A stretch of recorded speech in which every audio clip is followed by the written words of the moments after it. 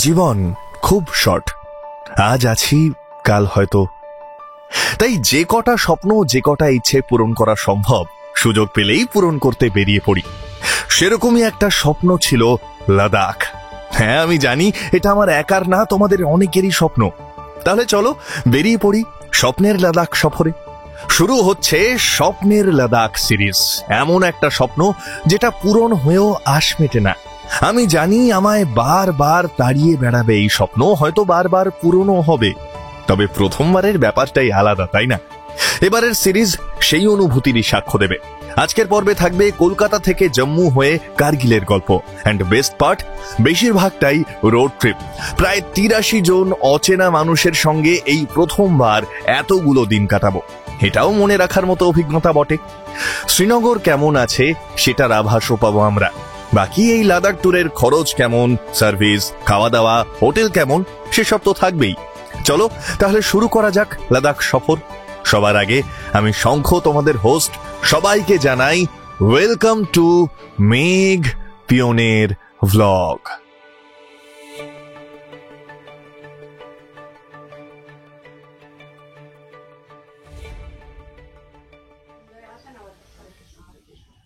Calendar বলছে আজ ৩০শে মে ২০২৫। তোমাদের মেঘ পিওনের জন্য আজ একটা রেড লেটার ডে। তাই ভগবান আর আমার ভগবানের আশীর্বাদ নিয়ে বেরিয়ে পড়লাম লাদাখকে দু চোখ ভরে দেখার স্বপ্ন নিয়ে।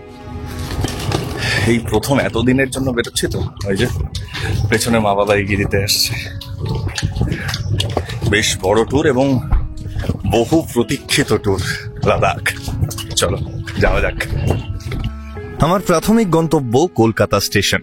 ওলা বুক করেছি, গাড়ি ওই যে এসে গেছে।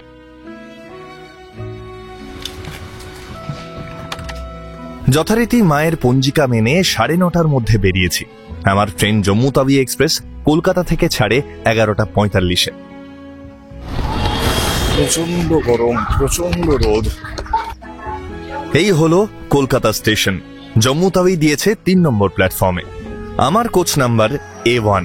চলো দেখা যাক জম্মু তাওয়ির এক্সপিরিয়েন্স কেমন হয়।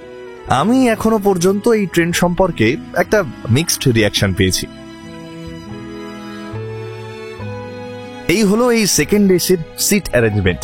কোচটা নতুন বলেই মনে হচ্ছে, আর যেটা ভালো লাগলো সেটা হচ্ছে প্রত্যেকটা সিটের সাথে একটা করে চার্জিং সকেট দেওয়া রয়েছে।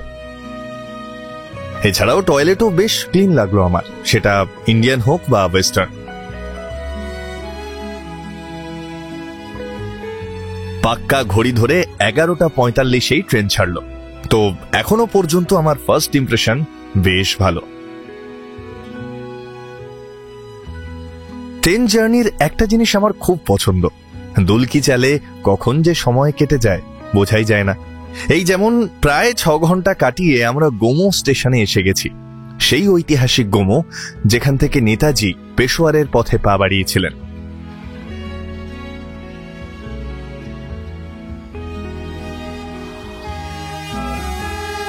এই যে গোমোতেই 12282 নিউ দিল্লি ভুবনেশ্বর দুরন্ত এক্সপ্রেস ক্রস করলো আমাদের। আমার কিন্তু বেশ লাগছে। ঘড়ি বলছে ৫:৪৫। সূর্যি মামা পালাবে পালাবে করছে, আর মেঘলা আকাশ তার চুপি সারে পালানোর মদত দিচ্ছে। ওদিকে দূরে ওই পাহাড়টার মাথায় দেখো, তাজ হয়ে বসেছে একদল মেঘ। আমরা দুর্বার গতিতে এগিয়ে চলেছি। দেখতে দেখতে পরের স্টপেজ পরেশনাথ স্টেশনে এসে গেলাম। তোমরা শুধু বাঁ দিকটা একটু খেয়াল রেখো, অস্তরাগের সূর্য কেমন মায়া ছড়িয়ে রেখে গেছে দেখতে পাচ্ছ।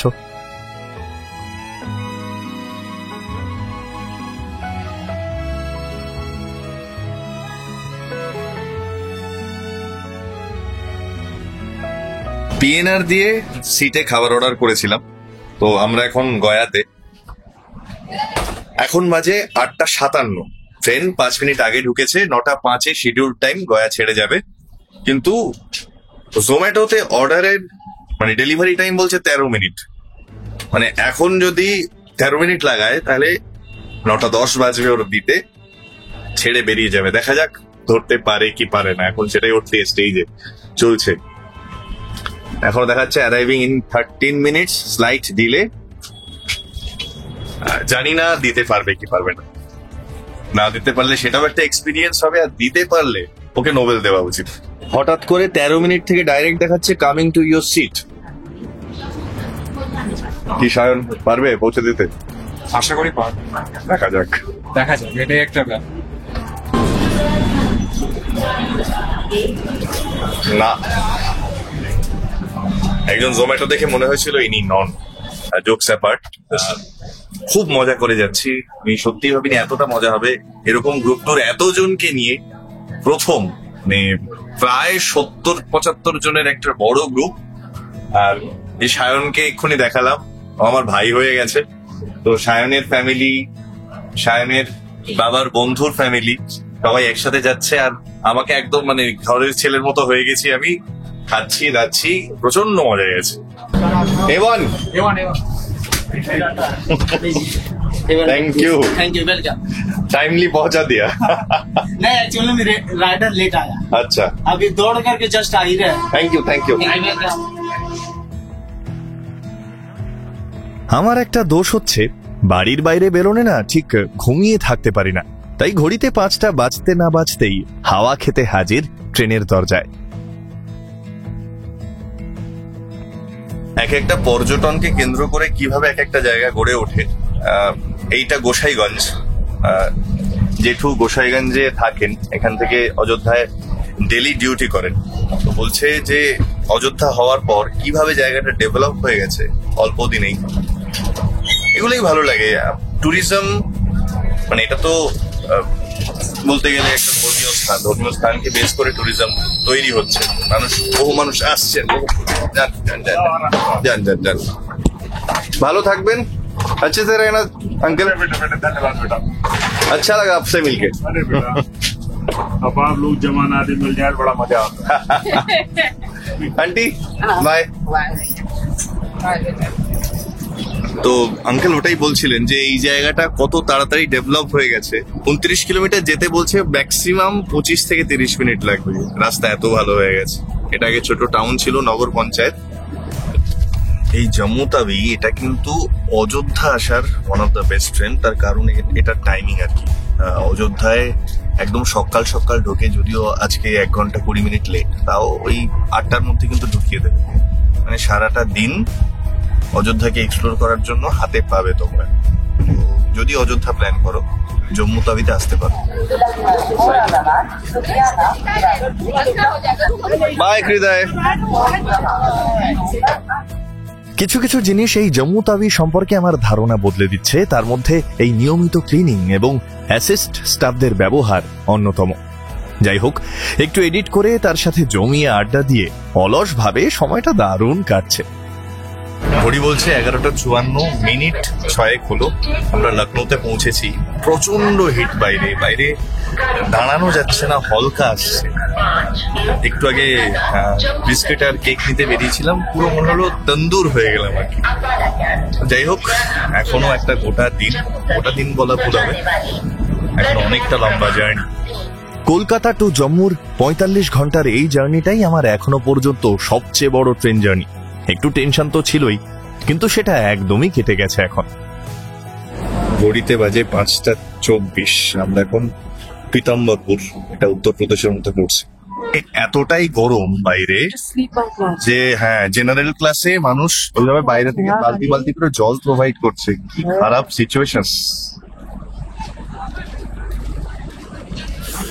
মানে আমরা নিজেরা কতটা প্রিভিলেজড সেটা মনে হয় মাঝে মাঝে এগুলো দেখে। আমরা এসিতে যাচ্ছি বলে আমাদের কোনো ধারণাই নেই বাইরে গরমটা কি। বাইরে হলকা আগুনের হলকা। কি কেমন লাগছে এই ট্রেন জার্নি? আর তোমাদের সবচেয়ে বড় ট্রেন জার্নি এখনো পর্যন্ত কোনটা জানিও কমেন্টে। এই যে এই স্টেশনটার নাম বরেলি। এরই কোনো এক বাজারে মাধুরী দীক্ষিত ওর একটা কানের দুল হারিয়েছিল না?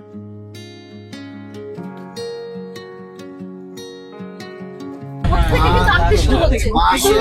মানে 500 চাউল কিছু আছে আমার একটা পড়া আছে চৈতন্য মহাপ্রভু বলেছিলেন এই প্রথম এত বড় একটা গ্রুপের সাথে বেরিয়েছি আমি, মানে সত্যি কথা বলতে আমি কখনো ভাবিনি যে এরকম গ্রুপে এরকম মজা হতে পারে। এটার কোনো ক্রেডিট আমার নয়, আমার সাথে যারা যাচ্ছেন তারা আমাকে এত আপন করে নিয়েছেন এবং এত ভালোবাসা পাচ্ছি যে আমার মনেই হচ্ছে না আমি আমার ফ্যামিলির বাইরে আছি আর কি। এই প্রত্যেকে সবাই, এটা কিন্তু B2, আমার সিট পড়েছে A1-এ। তো আমি এই পুরো করিডোরটা দিয়ে হাঁটছি, একবার যাচ্ছি একবার এনাদের সাথে দেখা করতে আসছি, ওদিকে যাচ্ছি। আর A1-এও এই সায়ন আমার ভাই হয়ে গিয়েছে, সারাক্ষণ আমার সাথে ঘুরে বেড়াচ্ছে। ও হচ্ছে সুশোভন, সেটা হচ্ছে সুশোভনের ফ্যামিলি। ও হচ্ছে সৌরভ, ও হচ্ছে অরূপের বন্ধু, আরেকজন ট্রাভেল ব্লগার। তো খুব ভালো লাগছে, ভীষণই ভালো লাগছে। এইভাবে সময় কেটে যাচ্ছে, প্রায় 45 ঘন্টার জার্নি আমরা প্রায় কমপ্লিট করে ফেলেছি, প্রায় অলমোস্ট। কিছুক্ষণ আবারও সময় হয়ে এসছে, এবার রণে ভঙ্গ দিতে হবে। এরপর তো আছে এখনো, আজকের মতো আড্ডায় রণে ভঙ্গ দিতে হবে মনে হচ্ছে। তোমাদেরও খাবার চলে এসছে, আমাদেরও খাবার চলে এসছে। যাই খেয়ে দিয়ে নি, তারপর কাল সকাল থেকে মেন জার্নি শুরু। আচ্ছা, যেটা বলার জন্য ভিডিওটা করছি সেটা হচ্ছে আমরা এই হোল ট্রিপে ট্রেনের খাবার খাইনি, প্যান্ট্রিকারের খাবার। এই রাত্রেবেলা প্রথম খাচ্ছি প্যান্ট্রিকারের খাবার। আমার খুব একটা খারাপ লাগেনি, আহামরি ভালো নয়, আহামরি ভালো বলতে খুব ভালো নয় কিন্তু খুব খারাপও নয়, খাওয়া যায়। চিকেন থালি নিয়েছিলাম, ডাল, একটা সাইড অন্য একটা তরকারি দিয়েছে, আলুর তরকারি, চিকেন, রুটি আর ভাত, আর ম্যাঙ্গো পিকল আছে। এই হচ্ছে মেনু, এটা 160 টাকা। আর তোমরা কি নিয়েছো? ভেজ থালি কত পড়ে, কি আছে দেখা, ভেজে কি আছে? আচ্ছা, সায়নের বাবা মা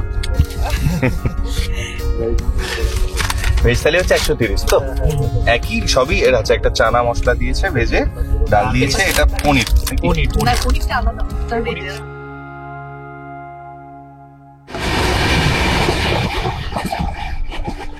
জম্মু তাবির শেষ সকালের মিঠে রোদ যতটা গায়ে মেখে নেওয়া যায় সেই চেষ্টা আর কি। সত্যি বলতে এত ভালো একটা জার্নি শেষ হচ্ছে ভেবেও মন কেমনেরা একটু একটু মাথা চাড়া দিচ্ছে। সত্যি মানুষের মন বড়ই বিচিত্র, তাই না? এই জার্নি আমায় অনেক কিছু দিল, আর কিছুক্ষণের অপেক্ষা মাত্র আমরা জম্মুতে অলমোস্ট ঢুকে গেছি। তাই শেষ বেলার গল্পে আরো একটু মশগুল সবাই। প্রায় 45 ঘন্টা কাটিয়ে ফেলেছি, আর কিছুক্ষণ।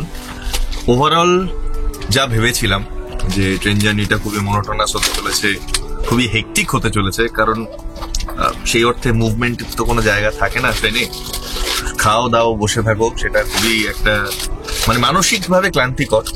কিন্তু কিভাবে যে সময়টা কেটে গেল সত্যি বুঝতে পারলাম না। এত ভালো সঙ্গী, এত ভালো কিছু পরিবার পেয়েছি এই ট্রেনে এসে বা এই ট্রিপে এসে বলা যায় ওভারঅল। এবং ট্রেনটার ব্যাপারেও বলি, আমরা কিন্তু যথেষ্ট কমফোর্টেবল ছিলাম। ট্রেনে যারা সার্ভিস দিচ্ছে ভীষণই ভালো।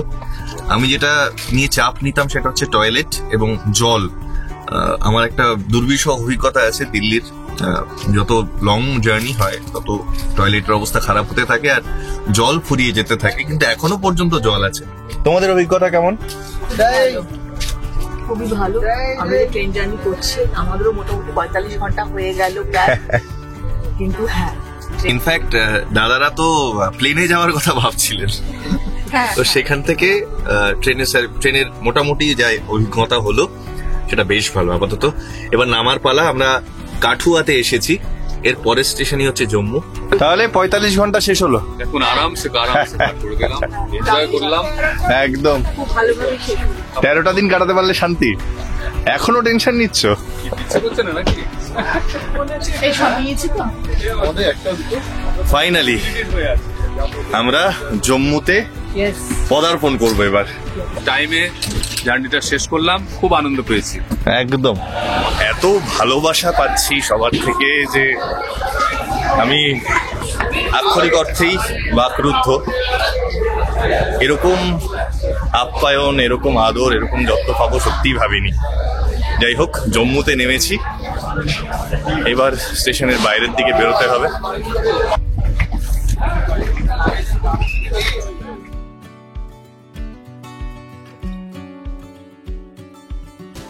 আমাদের গ্রুপেরই একটা ফ্যামিলির ব্যাগ লাগেজ দুখানা চুরিয়ে গেছে, তার মধ্যে ক্যামেরা ট্যামেরা ছিল। তো এই জিনিসটা কিন্তু ট্রেনে হয়। এসি 2 টায়ারে আমরা সব সময় দেখেছি পুলিশ আছে, কিন্তু তা সত্ত্বেও আচ্ছা ঠিক আছে, না মানে আমাদের গ্রুপে সিকিউরিটির ফাঁক গলে কিছু কিছু চুরি হয়। খুব সাবধানে থাকাটা কিন্তু দরকার, বিশেষ করে এত লং জার্নিতে। আর এরকম ভিন দেশে এসে যদি এই জিনিসগুলো হয়, সেটা মেকআপ করা সবচেয়ে বড় কথা। মানে ঘুরতে আসলে মানুষ তো স্মৃতি জমিয়ে যেতে চায়, সেক্ষেত্রে ক্যামেরা প্রত্যেকের একটা শখের জিনিস। সেরকম কিছু ট্রিপের শুরুতেই হলে না মন ভেঙে যায়। তো শুনে খুব খারাপ লাগছে। যাই হোক, তোমরা যদি আসো একটু সতর্ক থেকো, এটাই বলার। মুশকিল, ওনাদের 2টো ব্যাগ গেছে, কিন্তু থেমে থাকলে তো চলবে না। তাই খানিক বিরতির পর সবাই চললাম একসাথে যেখানে আমাদের টেম্পো পার্ক করা আছে। দেখেছো, এই ট্রেন থেকে নামা, ব্যাগ চুরি, এসবের মধ্যে যে পেটে কিছু পড়েনি সকাল থেকে ভুলেই গেছিলাম। এই দোকানটা দেখে খিদেটা আরো জাগার দিল, তাই ঝটপট আলুর পরোটা অর্ডার করে ফেললাম। 40 টাকা প্লেট, 2 পিস আলুর পরোটা আর তরকারি। খেতে ঠিকঠাক লেগেছে আমার।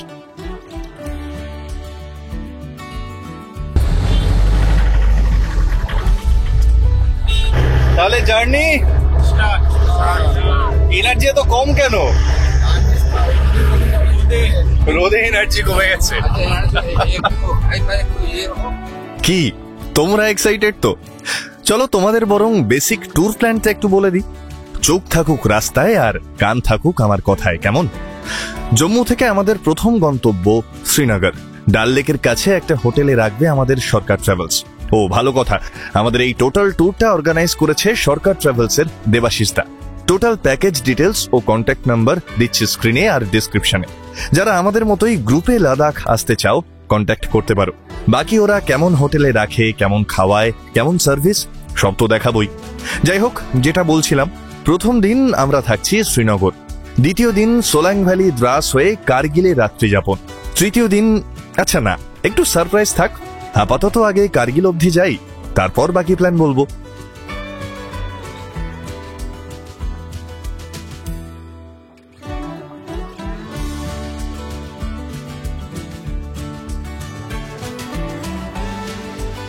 দেখেছো, চোখের সামনেই কেমন ল্যান্ডস্কেপ বদলাতে শুরু করেছে।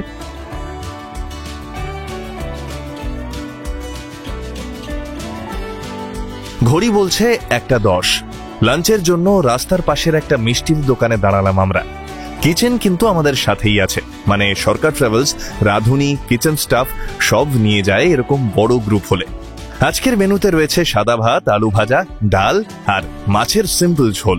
চলো একবার জেনে নেওয়া যাক খাবার কেমন হয়েছে। খাবার ঠিক আছে? আমারও বেশ ঘরোয়া লেগেছে। টুরিস্ট আর স্টাফ সব মিলিয়ে 84 জনের খাওয়া শেষ হতে ঘন্টা 2 লাগলো প্রায়। যাই হোক, টানেলের নামটা খেয়াল করেছ? এই ভিন দেশে এসে ডক্টর শ্যামাপ্রসাদ মুখার্জির নামে টানেল দেখে বেশ গর্বিত বোধ করছি। এদিকে টেম্পোর চাকায় ভর করে আমার বহুদিনের স্বপ্নের পথে পাড়ি জমাচ্ছি আমরা। বিশ্বাস করো, এখনো আমার কেমন যেন বিশ্বাসই হচ্ছে না। এই যে চেনাব নদী, এর কথাও তো কত শুনেছি আগে, এই প্রথম চাক্ষুষ দেখছি। কেমন যেন একটা ঘোর লাগা ভাব কাজ করছে। নদীর ওপারে যে জনপদটা দেখছো, এটা সম্ভবত দেশওয়াল, রামবান জেলার মধ্যে পড়ছে। এখন জম্মু তাওয়ি স্টেশন থেকে আমরা শ্রীনগরের এই যে জার্নিটা করছি, এটা প্রায় 250 কিলোমিটারের কাছাকাছি একটা জার্নি। সময় লাগে ওই 5.5 ঘন্টার মতো।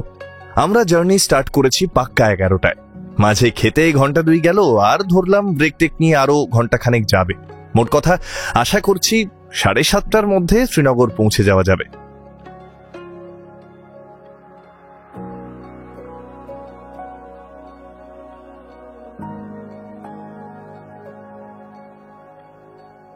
উফ, দেখছো তোমরা, একে তো এই নৈসর্গ, এই আবহাওয়া, তারপর এরকম মাখনের মতো ঝা চকচকে রাস্তা, জার্নির অভিজ্ঞতাকে একদম স্বর্গীয় করে তুলেছে।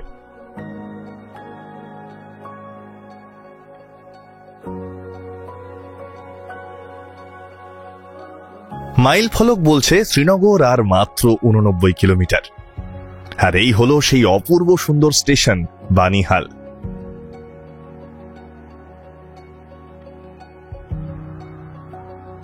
কাশ্মীরের ওয়াদিয়া খুব পরিচিত শব্দ আমার কাছে, এতদিন শুধুই শুনেছি।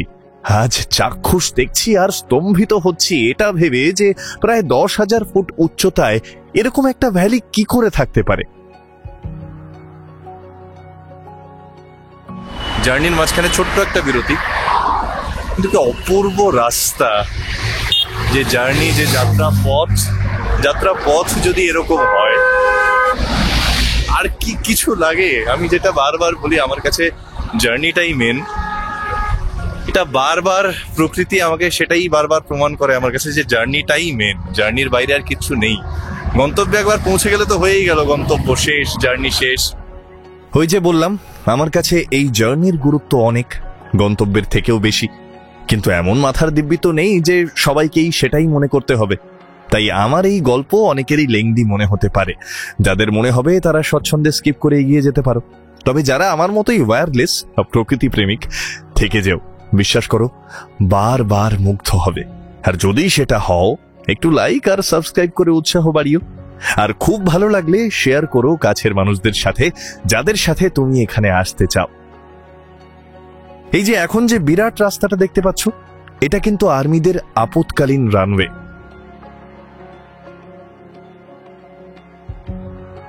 এই নদীটার নাম ঝিলাম। আর এই শুরু হলো কাশ্মীরের বিখ্যাত কাশ্মীরি উইলো কাঠের ব্যাটের কারখানা। পেছনে যত গাছ দেখছো সবই কিন্তু কাশ্মীরি উইলো গাছ।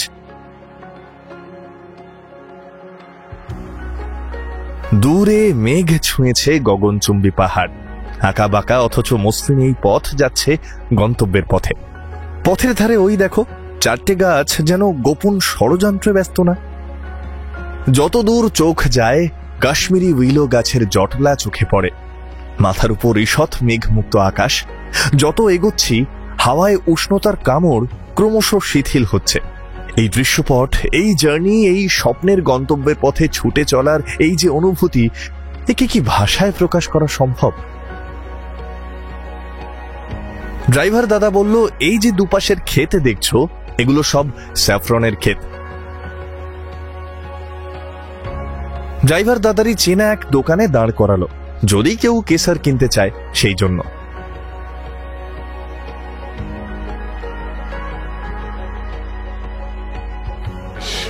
जो होता है सैफरन, ठीक है, जो होता है सैफरन का फ्लावर, ठीक है, ये 3 इंच का फ्लावर होता है। ये साल में एक ही बार निकलता है हमारे इंडिया में।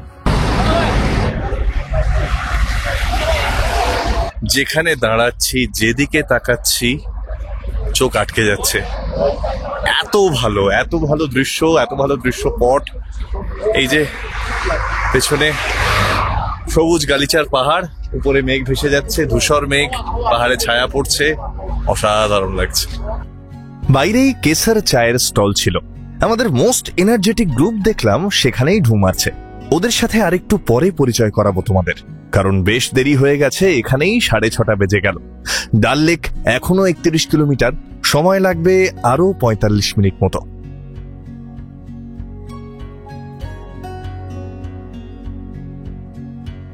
নাও হোল্ড ইউর সিট টাইট। ওই যে ডাল লেকের প্রথম দর্শন পাওয়া গেছে। উফ, কি যে অনুভূতি হচ্ছে বলে বোঝানো বড্ড মুশকিল। প্রথম সবকিছুই তো বড্ড স্পেশাল হয়, তাই না? আর এই ডাল লেকের কথা তো সেই কোন ছোট্টবেলা থেকে শুনে আসছি।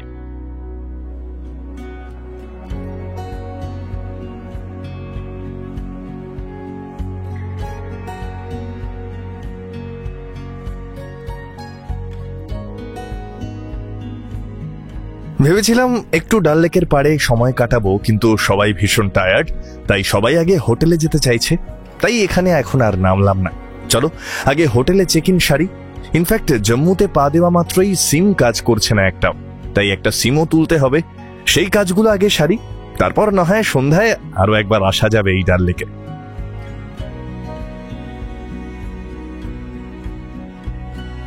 ঘড়ি বলছে 6:51। আমরা এই মুহূর্তে শ্রীনগরের হোটেল সিটি গ্রেস এই যে আমাদের পাঁচটা গাড়ি ঢুকে গেছে। এই হচ্ছে হোটেল সিটি গ্রেস।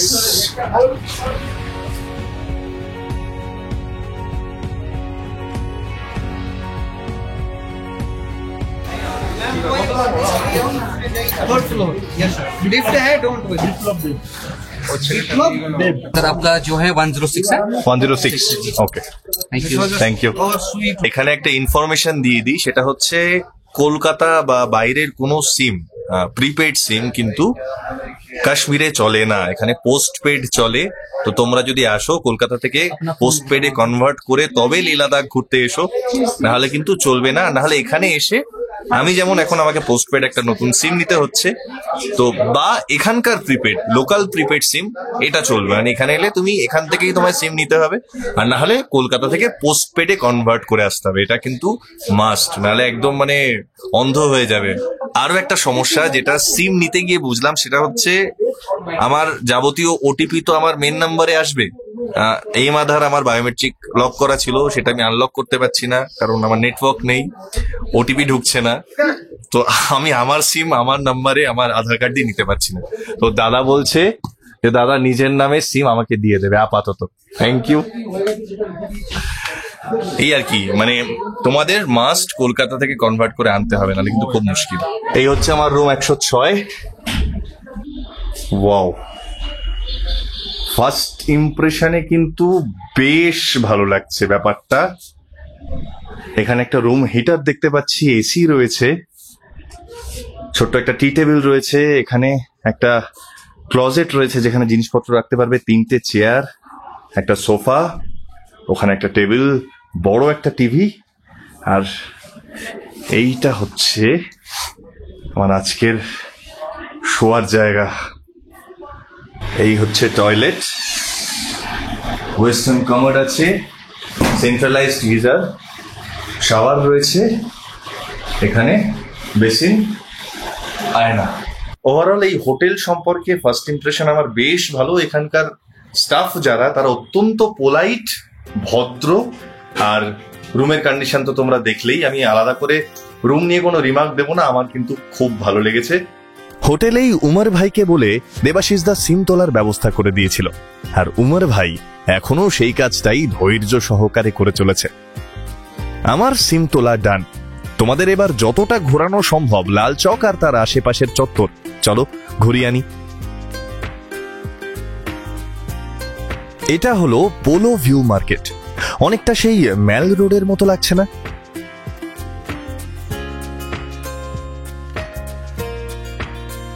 আজ 1 জুন 2025 রবিবার, 8:36। আমি এই মুহূর্তে শ্রীনগরের লাল চকে ঘোরাঘুরি করছি। তো যেটা বলার, আস্তে আস্তে কিন্তু পেহেলগাঁও অ্যাটাকের পর না আমারও খুব চিন্তা ছিল যে আমি জম্মু কাশ্মীর এই জায়গা দিয়ে লাদাখ যাচ্ছি, তো এই সময়টা কেমন থাকবে। যা বুঝতে পারছি আস্তে আস্তে ছন্দে ফেরার চেষ্টা করছে, প্রচন্ডই চেষ্টা করছে কাশ্মীর। তো আমাদেরও হাত বাড়িয়ে দেওয়া উচিত আস্তে আস্তে, কারণ ট্যুরিজমের উপরেই এই পুরো জায়গাটা ডিপেন্ড করে থাকে। সেখানে ট্যুরিজম শেষ হয়ে গেলে এখানকার যারা নিরপরাধ মানুষ, তাদের পেটে তো টান পড়বেই না। তো সেই জায়গা থেকে দেখতে পাচ্ছি বেশ ছন্দে ফিরছে। তবে যেহেতু রবিবার, আজকে অনেক দোকান বন্ধ, রবিবারের হাট বসেছে। এখন 8:36 বললাম, এখনো কিন্তু হাটের বেশ কিছু দোকান খোলা।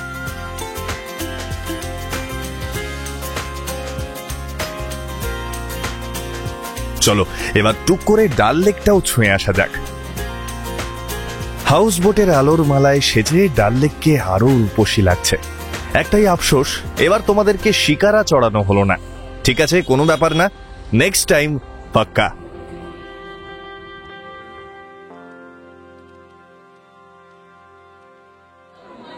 ওই দেখো, এদিকে খাওয়াও শুরু হয়ে গিয়েছে, আমরাই একটু লেট করে ফেললাম। এটা লাদাখ ট্রিপ, এটা ইয়ার্কি, অন্য আর 5টা ট্রিপের মতো নয়। এটা কেউ লাইটলি বা ইয়ার্কির ছলে নেবেন না। কাল ভোর 5টায় লাগেজ বার করে দিতে হবে, আর আমার সাথে তো প্রচুর গ্যাজেটস। তাই ঝটপট খেয়ে দিয়ে লাগেজ গুছিয়ে নিলাম।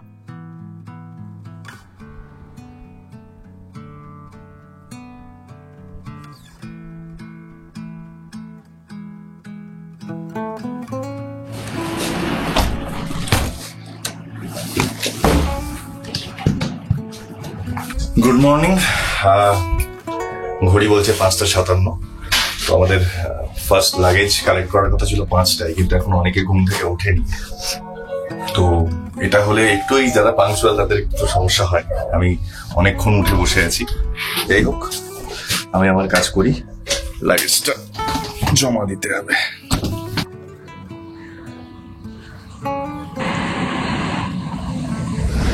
চলো আমরা বরং সকালের শ্রীনগরকে একটু দেখি, আমাদের হোটেলের আশপাশটা একটু পায়ে হেঁটে দেখি। এখন একদম নিস্তব্ধ যাকে বলে আর কি। কিছু মানুষ ঘুম থেকে উঠেছেন, বাকিরা সবাই ধীরে ধীরে জাগছে। বেশ ঠান্ডা আছে, বেশ ঠান্ডা, ওই 10-12 কাছাকাছি। আমরা আজকে কার্গিল যাব। তো কার্গিলে টেম্পারেচার বলছে 1-এ নামবে, আর হাইয়েস্ট হচ্ছে 10। সেখানেও বেশ ঠান্ডা, দেখা যাক রাত্রেবেলা মাইনাসেও নামতে পারে।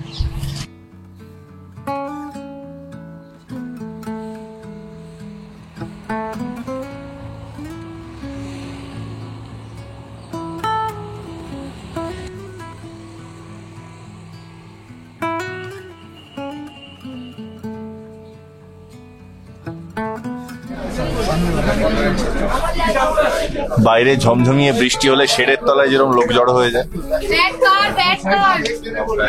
এখন বাজে 7:34, এখনো আমরা বেরোতে পারিনি, দেরি হচ্ছে। এতজন আসলে যেটা হয় আর কি, গ্রুপে সবার একটু সময় লাগে। তো যেটা বলার সেটা হচ্ছে, তোমরা যখন লাদাখ আসবে অক্সিজেন সিলিন্ডার তো ক্যারি করছো, কিন্তু সেটা আপৎকালীন। আমার মনে হয় একটু চকলেট ক্যারি করো। যখনই হাই অল্টিটিউডে যাবে, এনার্জি ড্রেন্ড হয়, তখন চকলেট ইনস্ট্যান্ট এনার্জি দিতে সাহায্য করে। তো আমিও বেশ কিছু চকলেট নিলাম, ড্রাই ফ্রুটস নিলাম, সাথে রাখছি, যদি দরকার হয় কাজে লাগবে।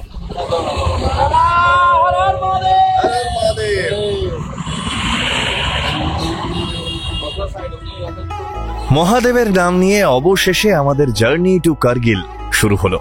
সেই কার্গিল যার নাম ভারতের ইতিহাসে স্বর্ণাক্ষরে লেখা রয়েছে আমাদের বীর জওয়ানদের বীর গাথা হিসেবে।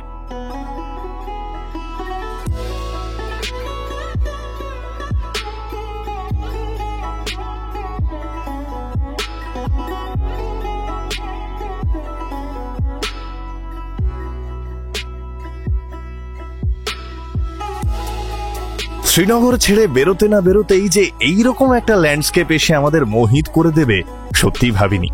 গুগল ম্যাপ বলছে এই ব্রিজটার নাম ওয়েল ব্রিজ। নিচ দিয়ে বয়ে গেছে সিন্ধু বা সিন্ধ নদী।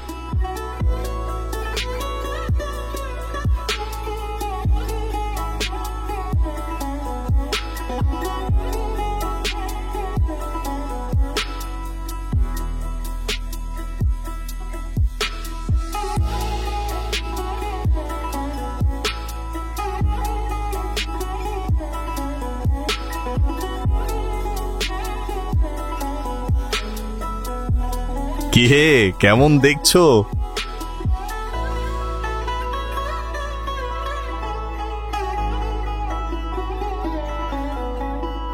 মাইল ফলক বলছে দ্রাস আরো 81 কিলোমিটার আর কার্গিল 138 কিলোমিটার।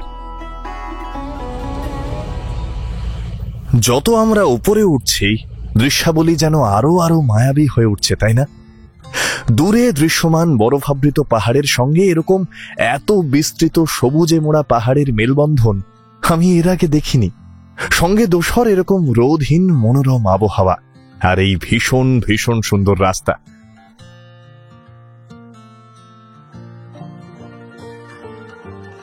আমরা এই মুহূর্তে সোনমার্গ টানেলের সামনে।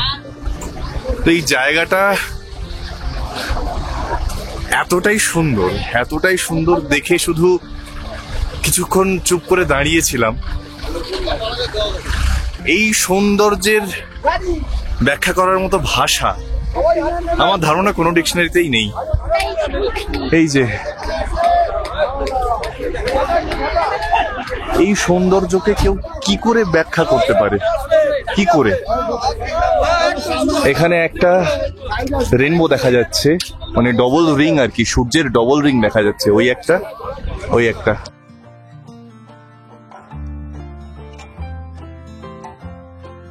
শক্ত করে ধরে বসো, কিন্তু বলা তো যায় না ওপারের ভিউ যদি আমাদেরকে ছিটকে দেয়।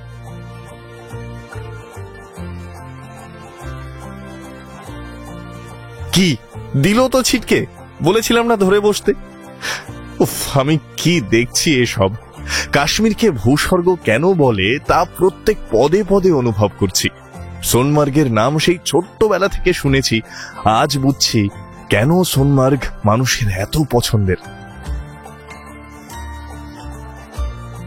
আবারও বিধিসম্মত সতর্কীকরণ, তোমরা যারা আমায় চেনো তারা তো জানোই, যারা প্রথম দেখছো তাদের বলি, আমার কাছে গন্তব্যের চেয়ে এই জার্নিটা অনেক অনেক বেশি গুরুত্বপূর্ণ। তাই মেঘ পিয়নের গল্পে এই জার্নি একটু বেশি প্রাধান্য পায়। কেন পায় সেটা আশা করি আর বোঝাতে হবে না। তাও যদি বুঝতে না পারো, অহেতুক লেংদি মনে হয় গল্প, স্বচ্ছন্দে স্কিপ করে এগিয়ে যেতে পারো। এবার আসি তাদের কথায়, যারা আমি কখন কোথায় আছি, কোথায় যাচ্ছি এই আপডেটটা পেতে চাও। তোমরা প্লিজ আমার ফেসবুক আর ইনস্টা আইডিটা ফলো করে রেখো। আমি ওখানে সব আপডেট দেওয়ার চেষ্টা করি সময় মতো। হয়তো ঘুরতে গিয়ে আমাদের কোথাও দেখা হয়ে গেল, লিংক ডেসক্রিপশনে রইল, ফলো করে নিও কিন্তু।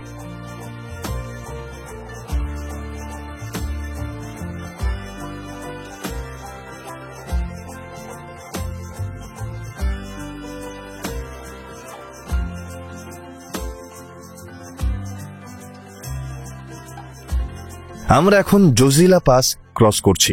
গাড়ির গতি ক্রমশ মন্থর হয়ে আসছে, দেখেছ? কারণ কি বলতো? স্নোফল হয়েছে এবং উপর থেকে একটা ওই অ্যাভালাঞ্চ টাইপের নেমেছে রাস্তায়, সেটা ক্লিয়ারেন্সের কাজ চলছে। রাস্তা এতক্ষণ আটকে ছিল, দুখানা মেশিন কাজ করছে পুরো রাস্তা ক্লিয়ারেন্সের জন্য। প্রচুর গাড়ি আটকে এবং অনেকক্ষণ, আমরা প্রায় 1 ঘন্টা 10-20 মিনিট তো দাঁড়িয়েই আর কি, মানে এক জায়গায় দাঁড়িয়ে আর কি। ফাইনালি আর্মিরা রাস্তা ক্লিয়ার করলো। মোট 2টো জায়গায় বরফ ক্লিয়ার করতে হয়েছে, তার মধ্যে এই অ্যাভালান্সটা বেশ বড়।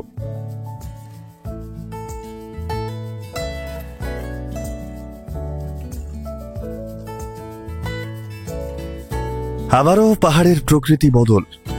সামনের ওই পাহাড়গুলোকে দেখছো? মনে হচ্ছে না কেউ ছুরি দিয়ে কেটে ফালা ফালা করেছে? এভাবেই রাস্তার প্রতিটা বাঁকি নানান বৈচিত্র্য নিয়ে ধরা দিচ্ছে। চলতে চলতেই হঠাৎ এই ইয়েসম্যানদের সাথে দেখা। এরা কিন্তু বেশ ভালো, তুমি যাই বলবে তাতেই হ্যাঁতে হ্যাঁ মেলাবে। আর এদের লিডারদের দেখেছো? ওই যে দেখো, ওই 2টো কুকুর, ওরাই এদের লিড করে। আমরা হাফ রাস্তা এসেই গেছি। মাইল ফলক বলছে কার্গিল আর 96 কিলোমিটার।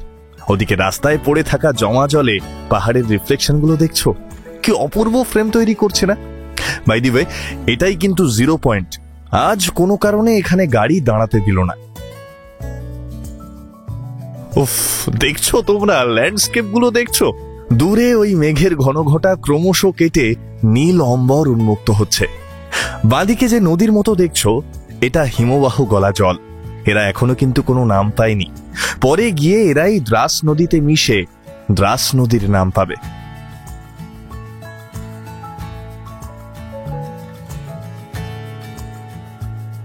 চলো তোমাদের বরং একটা ম্যাজিক দেখাই।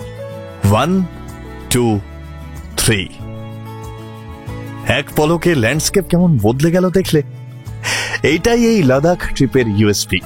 প্রত্যেক দিন প্রায় 200 কিলোমিটারের কাছাকাছি জার্নি। এই রকম বৈচিত্র্যময় জার্নি যেখানে তোমরা প্রত্যেক মুহূর্তে বদলের সাক্ষী থাকবে। সেটা ওয়েদার হোক, টেম্পারেচার হোক, ল্যান্ডস্কেপ হোক বা জীবন সম্পর্কে তোমাদের দৃষ্টিভঙ্গি হোক, এখানে change is the only constant.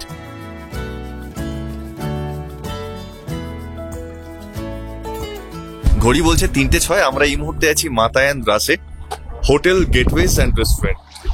এখানেই আমাদের খাওয়ার ব্যবস্থা হয়েছে। লোকেশনটা নো ডাউট অসাধারণ। জাস্ট আমি একটু ক্যামেরাটা ঘোরাই, দেখো এই হচ্ছে লোকেশন, এই হচ্ছে লোকেশন।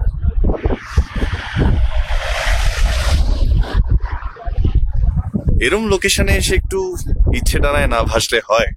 চলো ইচ্ছে ডানায় ভেসে পাখির চোখে একটু দেখি এই জায়গাটা।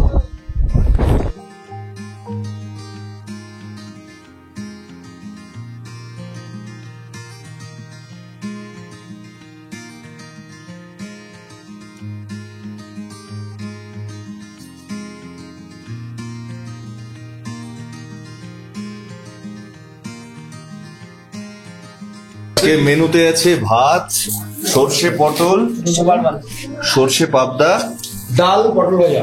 ডাল পটল ভাজা।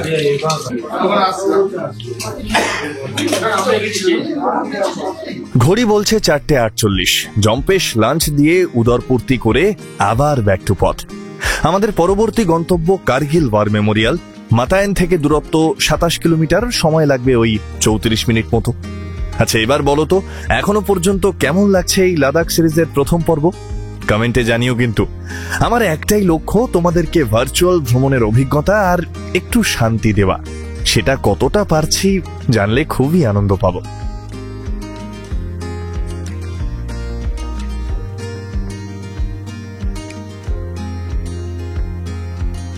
ডান দিকে দেখছো সিন্ধু নদী কিন্তু এখনো আমাদের সঙ্গ ছাড়েনি। ওদিকে রুক্ষ পাহাড় প্রান্তরে এই হালকা সবুজ আর হলুদের প্রাণ ভরা অস্তিত্ব আবারও মনে করালো সবটাই উইল পাওয়ারের খেলা। তুমি যদি সত্যিই চাও, তুমি যে কোনো পরিস্থিতিতে ঠিক সার্ভাইভ করবে।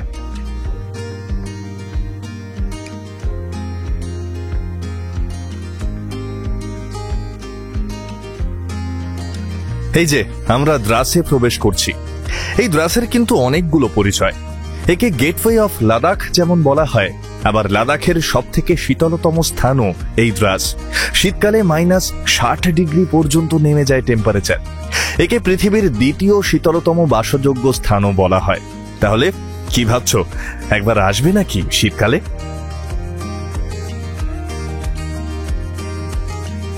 মাইল ফলক বলছে কার্গিল এখান থেকে 58 কিলোমিটার, আর দ্রাসের কার্গিলের ওয়ার মেমোরিয়াল মাত্র কিছুক্ষণের রাস্তা।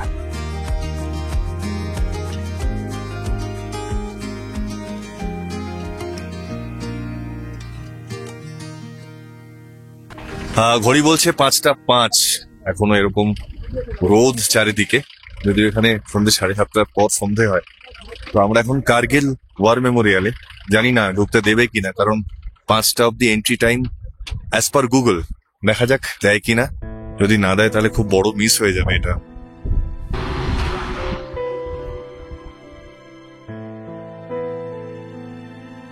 ওই যে পেছনের পাহাড়টা দেখছো, ওটাই টাইগার হিল। ওই পাহাড় থেকেই আক্রমণ করেছিল পাকিস্তানি সেনারা। ডিসঅ্যাডভান্টেজে থাকা সত্ত্বেও আমাদের যোদ্ধারা জয় ছিনিয়ে নিয়েছিল। 1999-এর এই যুদ্ধে আমরা 527 জন বীর সৈনিককে হারিয়েছিলাম। এসব জায়গায় আসলে সত্যি গায়ে কাঁটা দেয়। আমাদের দেশের সেনাদের জন্য গর্বে বুক ফুলে যাওয়া ছাড়া আর কিছু অন্য কোনো অনুভূতি কাজ করে না। জাস্ট এখানে আসলে বোঝা যায় যে এদের জীবন কতটা টাফ, কতটা স্যাক্রিফাইস করতে হয় এদের।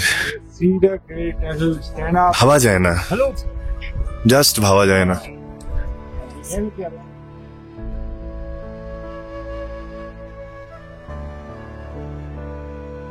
ওই পতাকাটা, আমাদের দেশের ওই পতাকার জন্য এই মানুষগুলো আজকে শুধু স্মৃতি ফলক হয়ে রয়ে গিয়েছে। তাদের স্মৃতির উদ্দেশ্যে এই ওয়ার মেমোরিয়াল। জানি না কি বলা উচিত, বা বলেও আমরা কতটা ওনাদের জন্য কৃতজ্ঞতা জানাতে পারবো। কোনো ভাষা, কোনো কিছু যথেষ্ট না। দেশের জন্য যারা বলিদান দেয়, দেশের জন্য যারা আত্মত্যাগ করেছে, গায়ে কাঁটা দেয়, গায়ে কাঁটা দেয়, সত্যি গায়ে কাঁটা দেয়। পারলে অবশ্যই একবার এসো তোমরা। এখানে একটা মিউজিয়াম আছে, সেখানে সেই বীর জওয়ানদের, তাদের পরিবারকে, প্রিয়জনকে লেখা চিঠি পাবে। একটু পড়ার চেষ্টা করো, চেষ্টা বললাম কারণ আমি একটা চিঠিও শেষ করে উঠতে পারিনি। কেমন একটা মোচড় দেওয়া অনুভূতি কাজ করছিল আর ঝাপসা হয়ে আসছিল সব। এটা স্মাইলো নতুন ব্লগার তৈরি হচ্ছে। হ্যাঁ, এই যে নতুন ব্লগার। কিছু একটা বলে দাও, কি বলবে? কি বলবে? হ্যাঁ, কি বলবে বলো? মা কি বলবে? নতুন বলার বলার না, ব্লগার। কি স্যার? ওই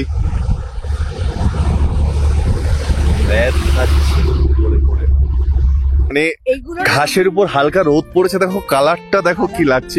এইটা হচ্ছে সম্ভবত সিলভার স্পার, না সরি, আরে বার্চ। दीदी ये क्या है? ओक।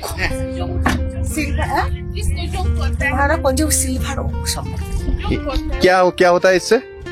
वो होता है ना थोड़ा सा खाना चावल बनाता है अच्छा, इससे चावल बनता है।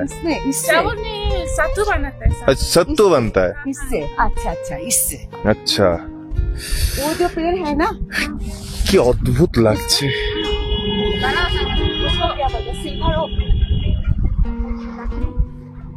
মেমোরিয়ালের উল্টো দিকের একটা দোকান থেকে সবাই কেউ চা, কেউ কফি, কেউ বা ম্যাগি খেয়ে বেরিয়ে পড়লাম আমাদের শেষ গন্তব্য কার্গিলের উদ্দেশ্যে। জানি না বিশ্বাস করবে কিনা, কিন্তু এখনো ওই ওয়ার মেমোরিয়ালের আবেশটা কাজ করছে। ওই চিঠিগুলো থেকে যেন কিছুতেই বেরোতে পারছি না। কি পরিমাণ আত্মত্যাগ, কি পরিমাণ যন্ত্রণা, সেটা প্রিয়জন থেকে দূরে থাকা হোক বা ছেলে মেয়ের শৈশব না দেখতে পাওয়া হোক, বাবা মায়ের শেষ সময়ে পাশে না থাকা হোক, আমাদের সেনারা যে কি কি ফেস করে জাস্ট ভাবা যায় না। হয়তো আরো অনেকক্ষণ এরকম মনমরা থাকতাম যদি না এই দামাল ছেলে মেয়েগুলো থাকতো। ওরা জানে কিভাবে মজা করতে হয়, কিভাবে মাহল তৈরি করতে হয়। যাই হোক, এই যে নদীটা দেখছো এটাই হলো সেই দ্রাস নদী।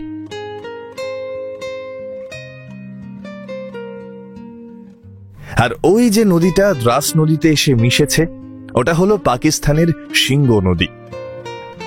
আর এখন এই যে নদীটাকে দেখছো এর নাম সুরু। আমাদের আজকের যে আস্তানা সেটা এই নদীর তীরেই। যাক, ফাইনালি আমরা কার্গিলে প্রবেশ করলাম।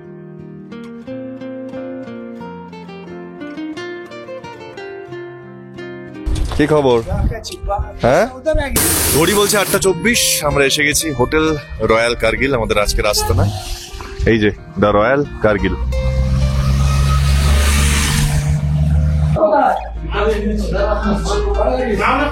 রিসেপশন, এটা ডাইনিং হল, বেশ সুন্দর। হোটেলগুলো কিন্তু নো ডাউট স্ট্যান্ডার্ড হোটেলে যাচ্ছে সরকার ট্রাভেলস।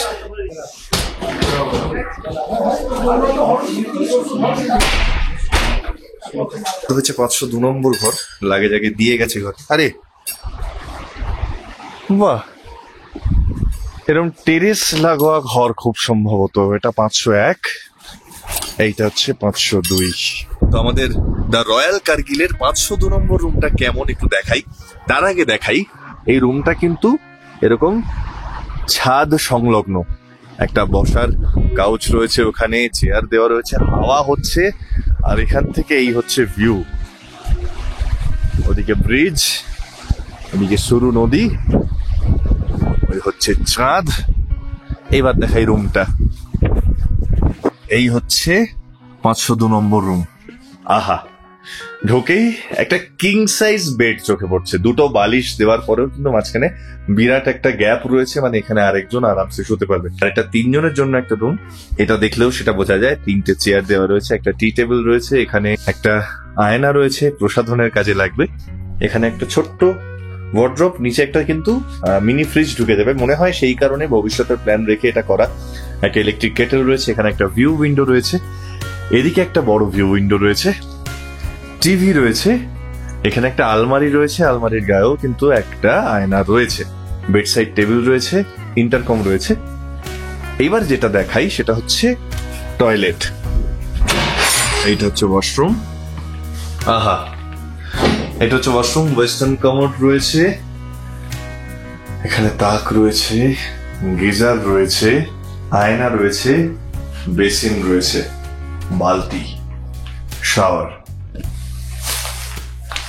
বেশ ভালো এবং বাথরুমের যে টাইলস এর কালার কম্বিনেশন সেটাও আমার বেশ ভালো লেগেছে। আরেকবার দেখাই, এই যে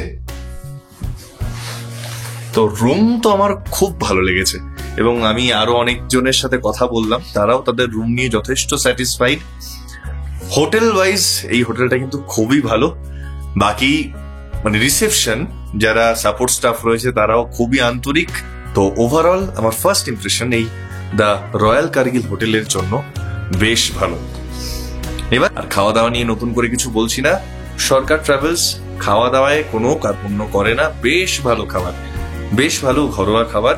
এরকম লম্বা ট্রাভেল করতে গেলে যেরকম খাওয়া হওয়া দরকার সেরকমই খাবার ওনারা প্রোভাইড করছেন। শুধু ওই আবারও বলি অনেকটা বড় গ্রুপ যেহেতু, তাই টাইমিং এর কিছু ইস্যু আছে।